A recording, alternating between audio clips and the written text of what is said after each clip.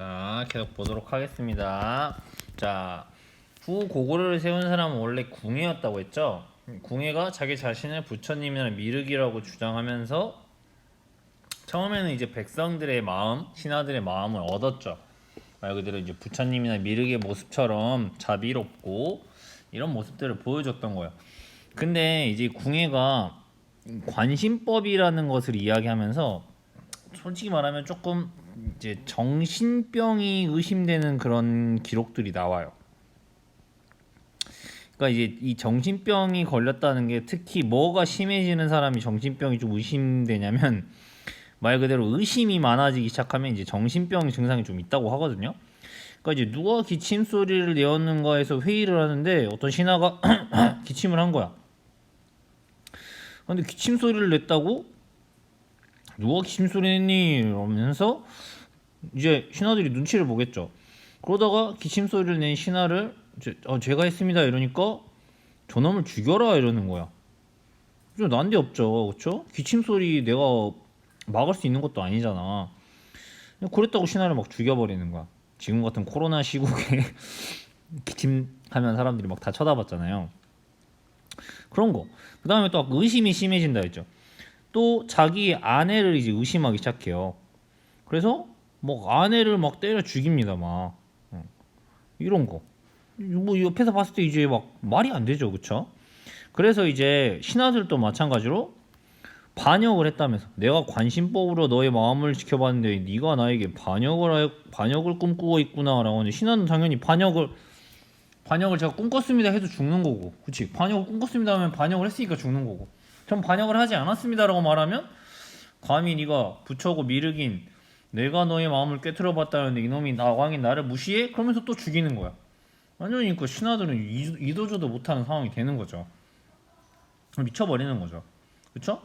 그러니까 역시 왕건 역시 굉장히 그런 위기 상황을 겪었다고 해요. 기록에 따르면 마찬가지로 궁예가 왕건한테 내가 관심법으로 봤는데 너가 나에게 반역을 하려고 한다고 이러면서 이제 또 왕건에게 이제 관심법이면서 네가 반역하려고 한다고 이야기를 하는 거야. 왕건도 이제 어떻게 말해야 되지? 하다가 왕건은 폐하 제가 그런 마음을 먹은 건 사실입니다 이러면서 폐하의 관심법은 정말 대단하시옵니다 이러면서 이제 그런 기지를 발휘해서 넘어가게 돼. 이때 궁예가 자기 자신의 관심법을 인정해준 왕건에 오히려 칭찬을 하면서 왕건은 살려줘. 무슨 말인지 알겠죠? 근데 그 질문을 받고 나서 왕건은 그날 밤에 엄청나게 많은 생각을 했겠죠. 와, 이 질문 또 내가 들으면 내가 또 죽을 수 있겠구나. 이제 그러니까 이제 궁예가 점점 이상해지니까 바로 신하들이 이 왕건을 중심으로 뭉치게 됩니다.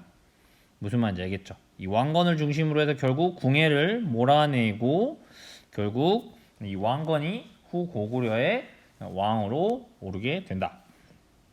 그 이후에 바로 이 후백제와 신라를 통일하고 이 왕건이 고려라는 국가를 세우게 되는 것입니다.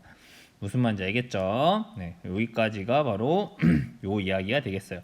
그러면 왕건은 나라의 이름을 나중에 이 후고구려, 그렇죠? 이 후고구려는 처음에 궁예가 세운 이름이었어요. 궁예가 맨 처음에는 개경, 즉 개성을 수도로 했다가 수도를 이제 옮겨요. 나라 이름도 마진이나 태봉이라고 바꾸면서 도읍을 철원이라는 곳으로 옮깁니다. 교과서에 보면 나오죠? 철원으로 옮겨요. 근데 이 이후에 이제 누가 쫓겨나게 된다? 궁예가 왕위에서 쫓겨나게 됩니다. 그렇게 되면서 결국 다시 개성으로 수도를 옮기게 돼요. 개성은 왜 수도로 옮겼을까요? 바로 왕건이 자기의 주 무대였잖아. 아까 뭐라고 됐어? 왕건은 송악 출신의 호족이었다.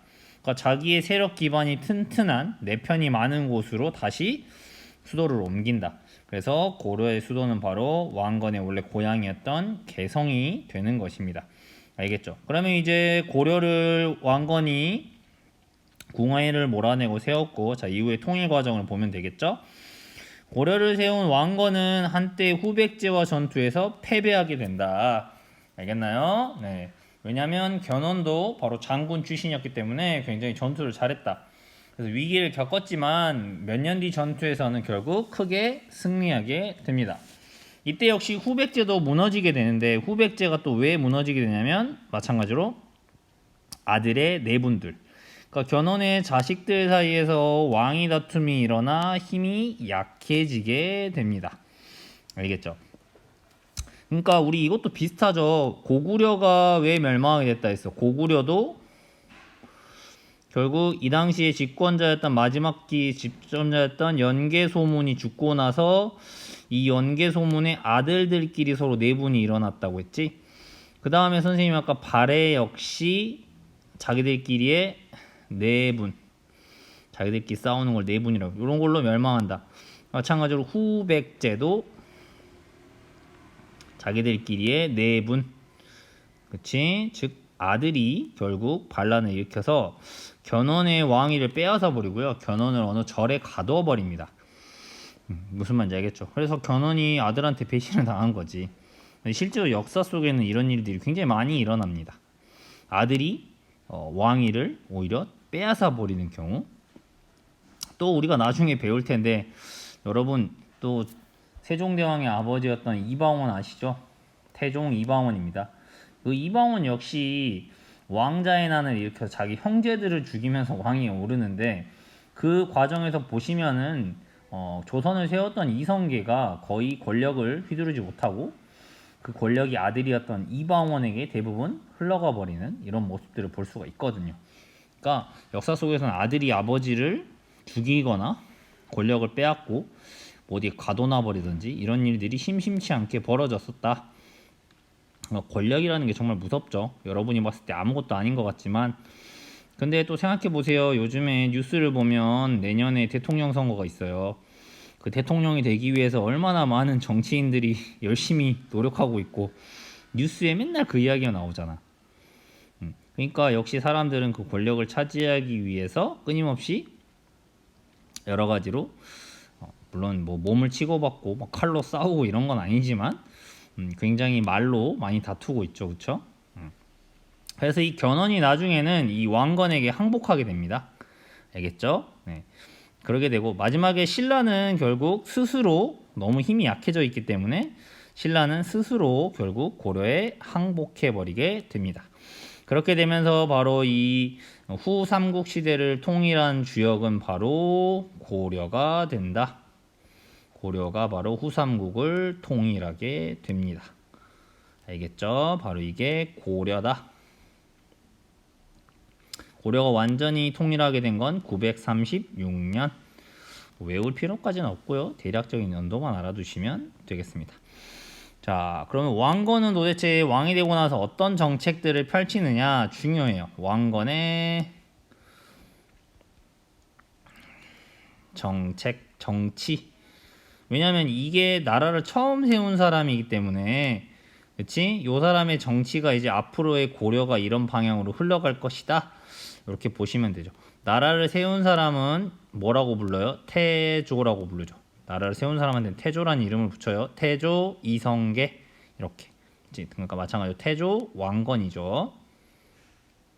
나라를 세운 사람은 보통 태조라는 이름을 붙여줘요. 왕건의 정치 제일 중요한 거, 왕건은 굉장히 독실한 불교 신자였습니다.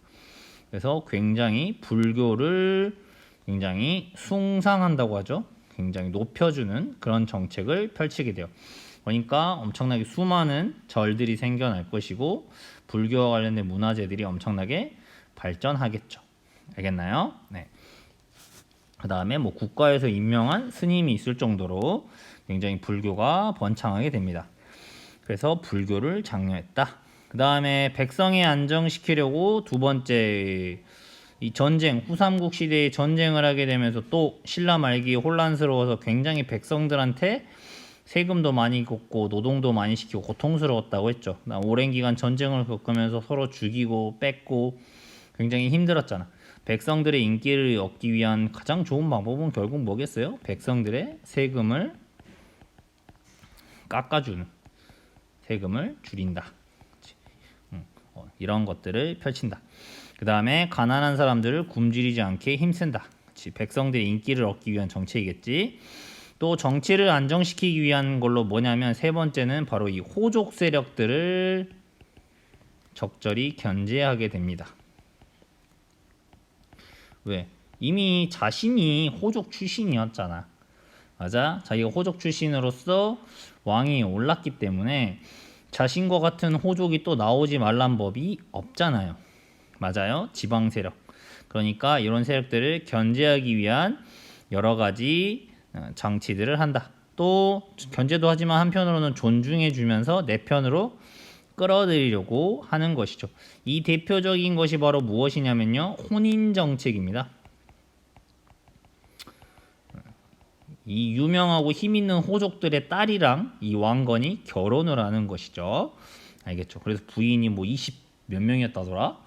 숫자까지 기억이 안 나지만 왕건은 부인이 어마어마하게 많았던 사람입니다. 그리고 거란이 발해를 멸망시키자 발해 유민을 받아들인다. 알겠죠? 그래서 바로 굉장히 거란을 싫어해요. 거란을 싫어한다. 이거를 줄임말로 하면 배척이라고 하거든요. 등을 돌린다 이 말이야. 왜 그럼 거란을 싫어했을까? 기억나지? 거란이 뭘 멸망시켰어? 발해를 멸망시켰다. 그러면 왜 거란을 발해 멸망시켰다고 또 싫어해? 발해는 뭘 이어받은 나라야? 고구려를 이어받은 나라야. 근데 이거 역시 고려란 이름에서 알 수 있듯이 고려도 누구를 이어받았어? 고구려를 이어받았어. 그러니까 이 거란을 싫어할 수밖에 없는 거지. 근데 누군가를 싫어하면 역사에서 결과는 뭘로 이어지냐면 전쟁으로 이어지겠지. 결국 거란이 고려를 쳐들어오게 되는 일이 발생합니다. 이 뒤에 배우는 서희의 외교談판이나 강감찬의 귀주 대첩은 모두 이 거란족이 고려를 침입한 것과 관련이 있게 됩니다. 그리고 바로 제일 중요한 다섯 번째 바로 적극적인 북진 정책을 펼치게 돼요. 북진 정책이라 하는 것은 바로 북쪽으로 진격하자. 즉 옛날에 무슨 땅을 빼앗자? 고구려의 영토를 빼앗자. 고구려의 영토는 고려의 것이다. 그렇지? 이렇게 외치면서 적극적으로 북쪽 땅을 넓혀가려는 정책을 펼쳐. 그러니까 당연히 누구와의 싸움은 피할 수가 없다. 거란과의 싸움은 피할 수가 없게 되는 것이다. 이렇게 생각해 주시면 되겠어요. 자, 평양에 남아있는 태조 왕건의 총동상. 왕건은 황제가 쓰고 있는 관을 쓰고 있다. 그래서 고려가 스스로 황제 국가라는 것을 드러내고자 했다. 뭐 이게 선생님 뭐가 대단한데요? 자, 과거에는요 중국만이 황제라고 부를 수 있었습니다. 중국의 왕만을 황제라는 명칭을 쓸 수 있었어요. 그 다음 또 뭐라고? 만세, 대한독립 만세, 이 만세도 중국만 쓸 수 있었어. 그러면 우리나라는 뭐야? 이 중국보다 미치기 때문에 호칭도 왕이라고 써야 됐고 만세도 못해. 뭐라고 해야 돼? 천세라는 말만 할 수 있었어. 그 다음에 궁궐도 황제의 궁궐은 훨씬 커. 근데 중국의 궁궐에 비해서 훨씬 조선이나 고려의 궁궐도 작게만 지었어야 했다. 하지만 고려는 그래도 자기들의 자주적인 성격을 훨씬 보여준다. 황제는 천자라고도 하며 하늘의 제사를 지낼 수 있는 존재다. 황제의 원인은 하늘과 연결되어 있었다. 황제는 다른 사람을 이끌 때는 폐하라고 했고 황제는 만세를 쓸 수 있어. 하지만 왕은 황제보다 낮아서 왕을 일컬을 때는 전하 이렇게 부르죠. 만세도 못해. 천세라는 말을 사용했어. 하지만 고려는 내부적으로는 황제라고 이야기했다는 거지. 그러니까 즉 뭐야? 자주적인 성격이 있었다. 스스로 굉장히 자주적이었다. 독립적이었다. 이렇게 말할 수도 있겠지. 근데 외국과 교류할 때는 상대 국가에 따라서 황제나 왕이라는 말을 달리 사용했다. 왜? 중국한테 괜히 우리도 황제라고 했다가는 전쟁이 날 수 있잖아. 그러니까 이 전쟁을 피하기 위해서 바로 적절하게 외교적인 방법을 사용한 거지. 그쵸? 괜히 중국이 알아가지고 우리가 황제라고 하는데 얘네가 알아서 쳐들어오면 머리 아프잖아. 그러니까 그런 것들을 피하는 방법을 사용했다. 이렇게 이해해 주시면 되겠네요. 좋아요. 자, 제일 중요한 거는 어떻게 왕건이 바로 이 후삼국 시대를 통일하게 되었는가? 이 과정, 그 다음에 왕건의 정책, 알겠죠? 이런 것들을 쭉 알아주시면 되겠습니다. 자, 이렇게 연결되는 내용들이에요. 왕건과 호족들의 관계를 생각해 봅시다. 다음 글을 읽고 물음에 답해 보자. 탐구 활동. 여러분이 한 번만 생각해 보고 선생님 거랑 비교해 보면 좋지 않을까? 잠깐 멈춰 놓고. 그지? 후삼국이 통일이 되자 지방의 호족들은 자신의 권력을 유지할 수 있을지 불안해졌다. 왕건은 이들을 경계, 억압하는 한편 이들이 안심할 수 있도록 좋은 관계를 유지하려고 했다. 그러니까 결국 자신이 왕이 오른 다음에 요 지방에 있는 요 호족들이 있겠죠. 마찬가지로 이들까지 완벽하게 제압하지는 못했으니까 왕건은, 그렇지? 요 지방의 호족들이 엄청 많을 텐데 이게 걱정이 되는 거지. 왕건이 가장 힘이 센 건 사실인데 이 호족들이 만약에 힘을 합쳐버리서 나를 공격하면 내가 위험해질 수 있어. 그러니까 적절히 이들을 관리하고 견제하고 또는 내 편으로 만들 필요가 있죠. 내 말 안 듣는 애는 공격하고. 맞아요. 이렇게 신경을 썼으면 했다는 거지. 그래서 바로 왕건이 펼친 거는 호족의 딸들과 결혼하여서 부인이 29명이었다. 29명이네요. 이들 사이에서 아들을 무려 25명과 딸 19명을 낳았다. 이게 바로 왕건의 혼인 정책이 되겠습니다. 그러니까 이게 혼인 정책은 결국 두 가지 효과가 있어요. 하나는 뭐가 되는 거야? 사돈 관계가 되는 거지. 즉 가족이 되는 거야. 가족. 그러니까 친해질 수밖에 없겠죠. 결혼을 시켰으니까 또 왕과 결혼했잖아요. 가족이 된 거야. 그러니까 반란은 좀 덜 익히겠지. 두 번째는 뭐냐면 약간 인질이야, 인질. 결혼을 했는데 부인이 29명이야. 모두를 똑같이 사랑하긴 힘들지만 근데 만약에 그 부인 중에 한 명의 아버지가 반란을 일으키면 그 딸은 어떻게 돼? 죽는 거잖아. 그러니까 딸을 둔 아버지 입장에서는 딸이 지금 왕건 밑에 있는데 부인으로 있는데 반란을 일으키면 자기 딸이 먼저 죽어. 반란을 일으킬 수가 없죠. 그렇죠? 그러니까 이 두 가지 효과가 있는 거야. 왕건이 궁예를 몰아내고 왕이 될 수 있었던 까닭은 무엇이었을까? 첫 번째는 본인이 일단 지방, 즉 개성의 호족으로서, 그치? 군사력이나 이런 경제적인 뒷받침이 분명히 있었다는 얘기죠. 알겠나요? 네. 그러니까 힘 있고 돈이 있어야지 된다. 그렇죠? 처음에는 궁예를 그래서 존경하고 이제 그 부하로서 열심히 일을 했죠. 그렇죠? 근데 결국 궁예가 민심을 잃으면서 결국 두 번째로는 결국 왕건이 결국 백성들의 마음, 이 백성들의 마음을 얻게 되면서